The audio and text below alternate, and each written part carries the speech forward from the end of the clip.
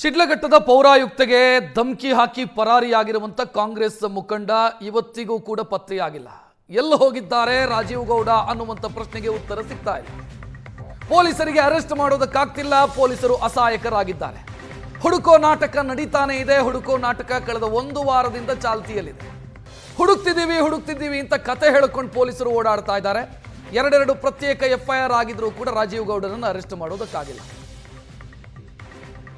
Rajiv ಗೌಡನನ್ನು arrest ಮಾಡೋದಕ್ಕಾಗದೇ ಇರೋದಾ ಅಥವಾ ಆತನ ರಕ್ಷಣೆಗೆ ಕಾಂಗ್ರೆಸ್ ನಾಯಕರು ನಿಂತಿದ್ದಾರಾ ಅನ್ನುವಂಥ ಪ್ರಶ್ನೆ ಮೂಡ್ತಿದೆ. ಹೋಮ್ ಮಿನಿಸ್ಟರ್ನ ಕೇಳಿದ್ರೆ ತಂಡಗಳನ್ನ ಮಾಡಿದೀವಿ ಅಂತ ಹೇಳ್ತಿದ್ದಾರೆ. ತಂಡಗಳು ಎಲ್ಲಿ ಕಾರ್ಯಾಚರಿಸ್ತಾ ಇದೆ ಗೊತ್ತಿಲ್ಲ. ಒಬ್ಬ ರಾಜೀವ್ ಗೌಡನನ್ನ ಹಿಡಿಯೋದಕ್ಕೆ 3 ಪೊಲೀಸ್ ತಂಡಗಳಂತೆ ಪೊಲೀಸರ ಪ್ರಕಾರ. ಆ 3 ಪೊಲೀಸ್ ತಂಡಗಳು ಎಲ್ಲಿ ಬಿರಿಯಾನಿ ತಿಂದ್ಕೊಂಡು ಕೂತಿದ್ದಾವೆ ನನಗೆ ಗೊತ್ತಿಲ್ಲ. ಯಾಕಂತಂದ್ರೆ ಒಂದು ವಾರ ಆಯಿತು ಈತನನ್ನ ಹಿಡಿಯೋದಕ್ಕಾಗಿಲ್ಲ.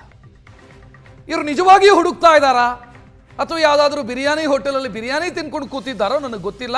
ಇಲ್ಲ ಅಂತಾದ್ರೆ ಒಬ್ಬ ರಾಜಕೀಯ ನಾಯಕನನ್ನ ಒಂದು ವಾರದಿಂದ ಹುಡುಕ್ತಾನೆ ಇದ್ದಾರೆ. ದರೋಡೆಕೋರರನ್ನ ಕೆಲವು ಗಂಟೆಗಳಲ್ಲಿ ಅರೆಸ್ಟ್ ಮಾಡೋ ಕೆಪಾಸಿಟಿ ಇರುವಂತ ನಮ್ಮ ಪೊಲೀಸ್ ವ್ಯವಸ್ಥೆಗೆ ರಾಜೀವ್ ಗೌಡನನ್ನು ಹಿಡಿಯೋದಕ್ಕಾಗಿಲ್ಲ.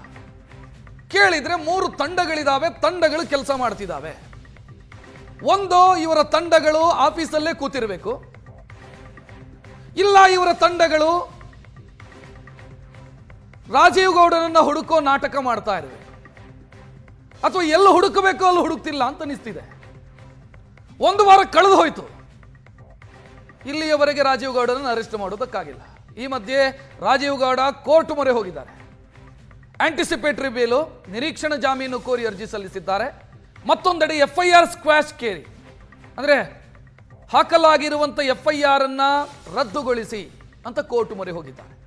ನಿನ್ನೆ ಏಕಸದಸ್ಯ ಪೀಠದಲ್ಲಿ ಇದರ ವಿಚಾರಣೆಯಾಯಿತು. ಕೋರ್ಟು ಕೂಡ ರಾಜೀವ್ ಗೌಡ ಕೃತ್ಯದ ಬಗ್ಗೆ ಅಸಮಾಧಾನ ವ್ಯಕ್ತಪಡಿಸಿತು ಮತ್ತು ಆದೇಶವನ್ನು ಕಾಯ್ದಿರಿಸಿದೆ.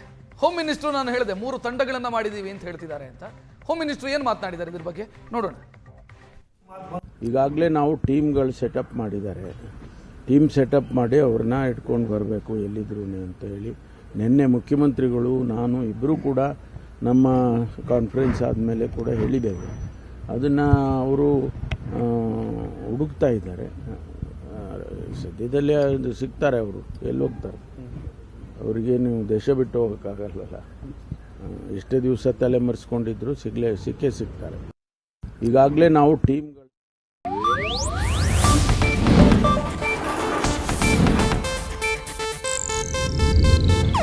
ಇದು ಏಷ್ಯಾನೆಟ್ ನ್ಯೂಸ್ ನೆಟ್ವರ್ಕ್ ಪ್ರಸ್ತುತಿ.